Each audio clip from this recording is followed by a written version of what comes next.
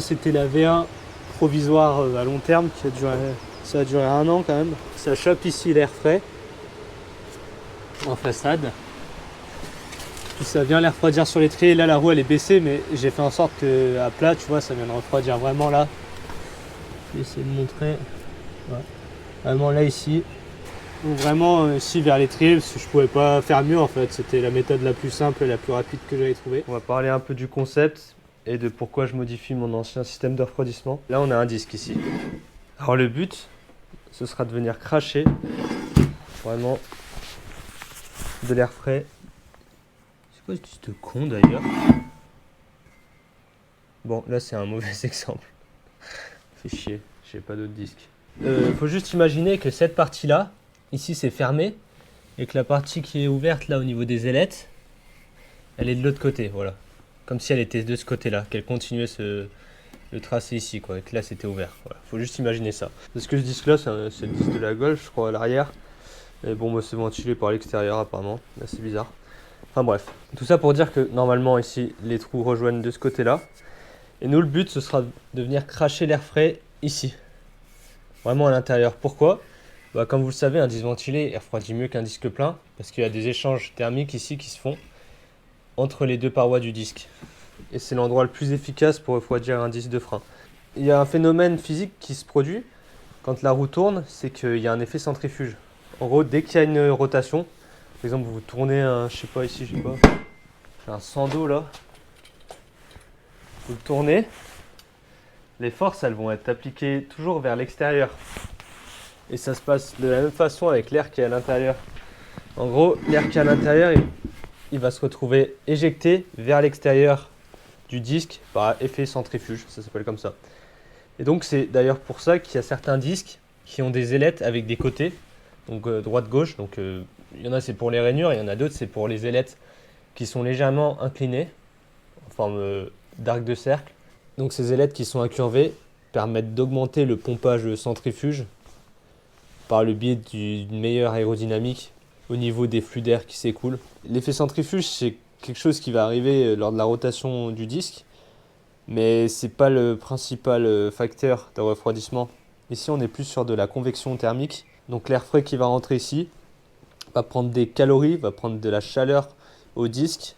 Cet air ensuite va se réchauffer et va être expulsé par convection thermique. Et donc venir cracher de l'air frais ici va augmenter ces échanges thermiques parce qu'il y aura de l'air frais qui va du coup circuler à l'intérieur du disque et encore plus refroidir que si c'était l'air chaud qui était canalisé à cet endroit-là. Donc c'est la méthode la plus efficace, celle qui est utilisée en compétition notamment. Et et ce sera assez compliqué à réaliser parce que l'encombrement sur une traction avec les gros cardans, etc., c'est compliqué. Encore ça, j'ai pas de pivot découpé ni la double triangulation, mais ça va être quand même assez compliqué, je pense, de trouver la place, surtout que j'ai pris du 63,5 en diamètre. Je voulais quand même un volume d'air assez conséquent. Donc vous verrez un petit peu la conception des pièces au fur et à mesure que la vidéo avance. On pourra notamment parler par contre de l'effet Venturi sur une autre pièce. Bon, on parlera pas parce que tout le monde sait ce que c'est. Mais en gros, voilà, sur mes écopes de frein, j'ai fait un semblant d'effet Venturi. Enfin, j'ai fait un effet Venturi. C'est une grosse écope qui vient derrière les grilles d'anti-brouillard et qui va venir se rétrécir. Donc je crois que j'avais fait un gros rétrécissement en cône comme ça. Et ensuite, une sorte de coude pour réorienter le tuyau. Je crois que je suis parti de 89 à une réduction de 63,5 tout au long du tuyau, du coude. Et toujours dans le sens de la poussée, vraiment face au véhicule. Et ça, vous le verrez plus tard dans la modélisation. Mais ça, oui, c'est un effet Venturi parce qu'il y a un rétrécissement des conduits qui vont amener à une accélération des fluides à l'intérieur, donc en l'occurrence l'air, et une diminution de sa pression. Donc en gros, l'air va s'accélérer parce que le conduit diminue, quoi. Donc voilà, c'est ce que c'est l'effet Venturi. Après, là-dessus, ça n'a rien à voir. Voilà.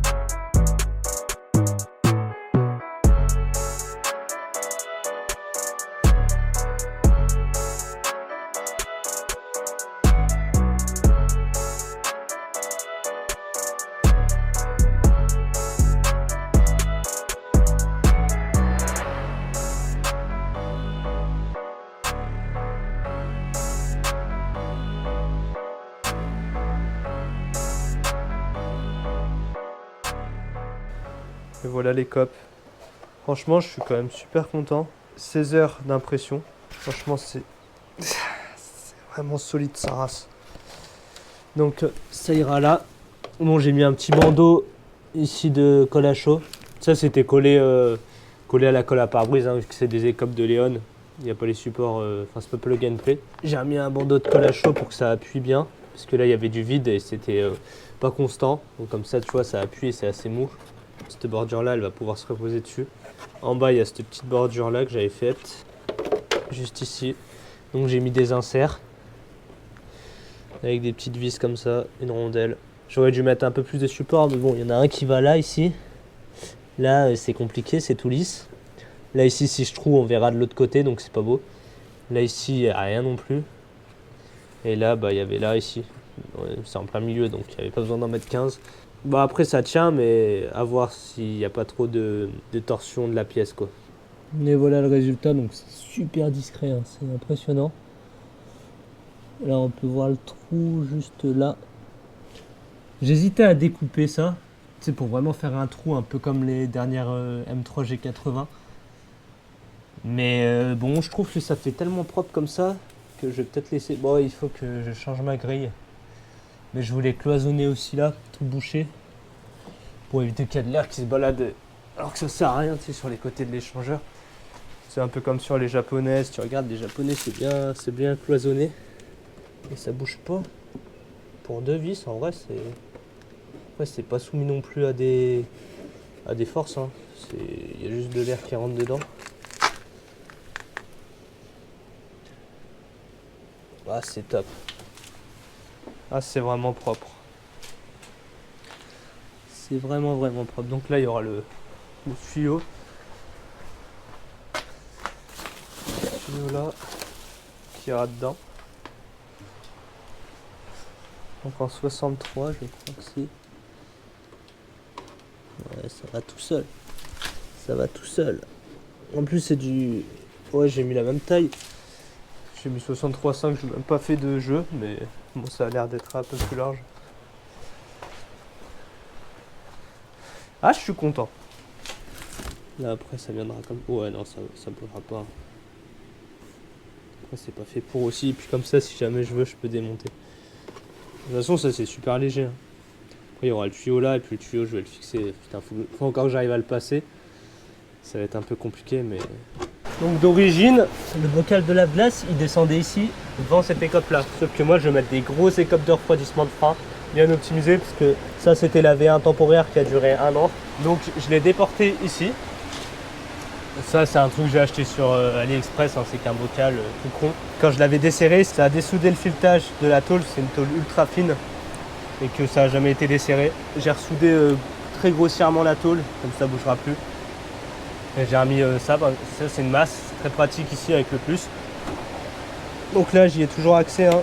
Tu vois, je peux l'ouvrir. C'est beaucoup plus accessible que dans le coffre si j'ai plus de batterie ou pour la recharger ou quoi que ce soit. Donc j'ai fait ma petite patte comme ça, un peu incurvée là.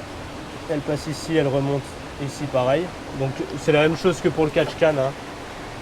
Voilà, en métal ça bougera jamais. J'ai refait le faisceau, donc je me suis repris sur le faisceau d'origine de la pompe de lave-glace, donc la pompe pour vraiment les essuie-glaces, parce que j'avais une pompe que j'ai désactivée et le faisceau aussi que j'ai désactivé avec VCDS pour les lave-pare. Ça servait à rien, ça me consommait du lave-glace à donf, puis en vrai je nettoie suffisamment ma voiture pour pas en avoir besoin. Ça me libère un peu de place et ça m'enlève un peu de poids, c'est toujours bon à gratter. Donc j'ai fait ça, c'est livré avec une pompe. Donc j'ai pas remis de fusible parce que je me suis repris sur le circuit d'origine qui lui est protégé par déjà un fusible dans le panneau des fusibles à l'intérieur de l'habitacle, c'est tout comme d'origine. Le seul truc qui n'a pas d'origine, c'est que du coup, ça marche aussi quand je mets le lave-glace arrière, le lave-glace avant marche aussi. Pourquoi? Parce que d'origine, tu n'as qu'une seule pompe qui gère les deux. En gros, tu as une pompe qui part dans un tuyau et ensuite il y a un T avec des sortes de clapets, je pense. Je sais pas comment c'est fait, j'ai pas regardé. C'est piloté, ça vient choisir circuit avant ou circuit arrière. Comme ça évite de mettre de pompe. Il gratte là-dessus. Comme moi j'ai relié directement le faisceau et qu'il n'y a pas de sélecteur, ça alimente la pompe et après derrière ça va pas choisir lequel. Que je mette le lave-glace avant ou le lave-glace arrière, ça sort devant. De toute façon j'ai raccordé ici. Là, ça passe derrière là, ici. Là ici tu as le raccord. Et voilà, là ici il y avait une sorte de connectique qui partait là-dedans. Puis voilà un petit peu le travail. Je vais vous montrer que tout marche. Je sais pas, on le verra. Bon, finalement j'ai dû refaire mes pièces parce qu'elles se sont arrachées. En gros, l'insert que j'avais mis dans le plastique, il s'est arraché du plastique quoi. Avec la vitesse, je pense que ça fait quand même une petite pression là-dedans. Et bon, j'ai dû refaire. Donc je les ai collés cette fois-ci. La colle à pare-brise. En dessous et au-dessus. Donc là, je pense que ça tient bien, il y a plus de surface de contact. Et là, j'ai fait les petits caches pour boucher les anciennes entrées d'air pour refroidir les freins. Et là, ça va jusque, tu vois, jusqu'à l'intérieur. En gros, ça cloisonne et ça guide l'air vers les radiateurs. Donc c'est vraiment pas mal, c'est cool. Plus qu'à remonter tout ça. Donc j'ai fait tenir comme ça avec des vis, des inserts. Après peinture carrosserie, etc. Et voilà le résultat final. Donc là ça bouge plus là. C'est bien rigide. J'ai dû faire un petit support ici que j'ai fixé en dessous. Il y avait des trous d'origine. Comme ça passe bien sous le cardan. Donc, parce qu'il y en a, ils vendent des kits pour les BM, des trucs comme ça, mais c'est facile, t'as pas le cardan. Alors sur une traction, surtout un petit gabarit comme ça, c'est la merde. Donc j'ai dû modéliser cette petite pièce. Là ça repart ici jusqu'à l'écope. Donc voilà, je suis plutôt content. Après, j'ai testé avec la roue, ça frotte pas. Là il faut que je remette le pare-bout. Il n'est pas censé y avoir des flexions de ce côté là. À part si juste en amorti, mais c'est très léger comme c'est sur le point vers le plus proche du berceau que de la roue. Là ici ça se tord mais ça touche pas la roue ni le soufflet de cardan parce que bon, ça passe au millimètre. Hein. Je vais vous montrer en tournant la roue. Mais voilà à quoi ça ressemble. Encore moi ça va, j'ai pas la barre stable. Si t'as la barre stable, je crois que non, elle doit passer là, ça fait même pas tant chier je pense. Parce qu'elle passe au-dessus du cardan, donc non. Mon système est compatible avec barre stable je pense. Je sais pas si on verra à l'intérieur. Ouais non c'est relativement discret. Voilà à quoi ça ressemble avec la roue.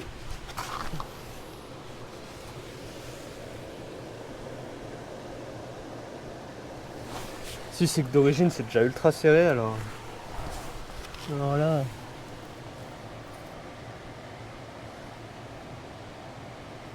Mais ça passe. Pas à tester en dynamique bien sûr mais qui est à fond dans l'autre sens. Faut que ça touche pas.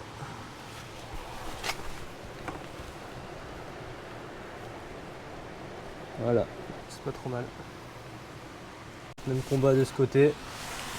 Attends, je mets ce fil. Là c'est vraiment au millimètre, je sais pas si on verra mais.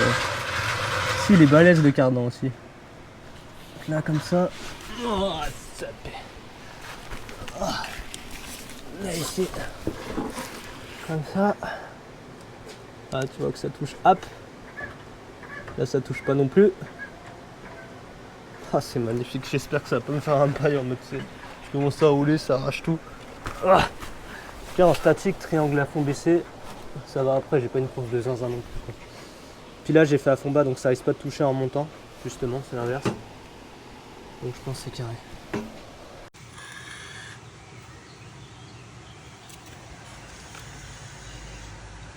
C'est trop stylé frère.